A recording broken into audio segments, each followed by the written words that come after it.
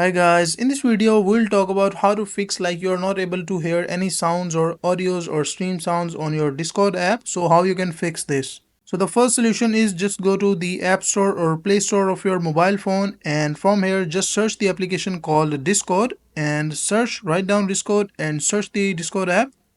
And from here just choose this application called Discord and make sure that this app is up to date. As you can see that I have not updated the application, so make sure to update your application and try again. And if it like still does not work, so what you can do is just go to the Discord application and from here click on your profile, and from here just click on the settings from the upper right corner, scroll down a little bit, and from here like you in the app settings you can see the option called voice. So just click on this voice, and from here just make sure to correct the every setting like the volume and this settings called soundboard volume, and from here just choose the like background sign of crisp and also noise reduction, noise suppression.